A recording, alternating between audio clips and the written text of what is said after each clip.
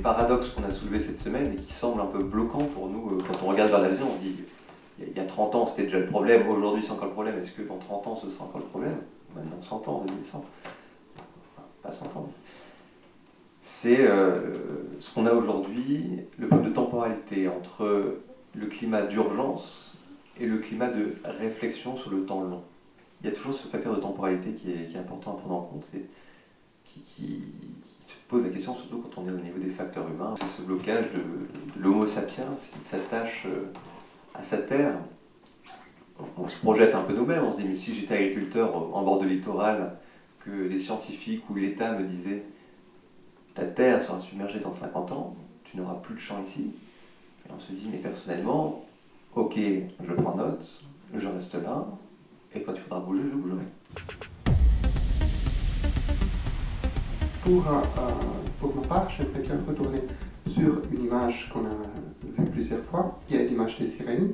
Les réponses qu'on a données elles sont bien intéressantes parce qu'elles nous aident à comprendre bien quel est le significat profond de la mer, parce que les sirènes, elles incarnent tout un imaginaire de la mer dont on a parlé au début de ce colloque et qui, je trouve, c'était très bien placé pour ouvrir une semaine de discussion sur le futur des océans. C'est-à-dire, les sirènes, elles chantent la connaissance.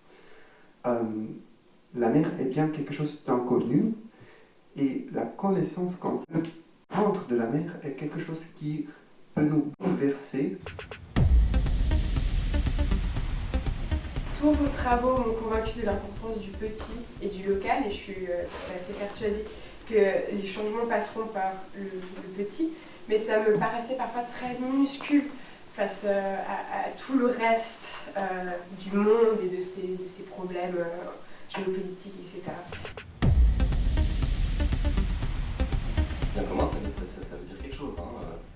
Si l'océan est le bien commun des humains, ça veut dire que l'océan, c'est le jouet des humains et tout ce qui reste à décider, c'est chacun peut jouer avec le jouet parce qu'il appartient à tout le monde. Mais est-ce que l'océan nous appartient vraiment? Ça, c'est une autre question. On l'a dit, l'océan est encore un grand mystère, il y a beaucoup de corrélations qu'on ne connaît pas.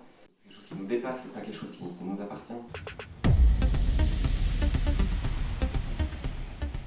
J'ai adoré tous les sujets, c'était passionnant, mais qu'on n'a pas parlé énormément des Outre-mer. Pourtant, ils sont quand même, c'est les premières personnes qui vont être impactées par le changement climatique et la montée des eaux. On est resté très métropole. Le premier soir, ce qui m'a étonné dans le cercle de présentation, c'est juste la richesse de l'expertise, des expériences, du parcours professionnel de tous les participants et des intervenants. Et merci beaucoup aussi à Edith et à son équipe. Voilà, c'était la petite parole de fin.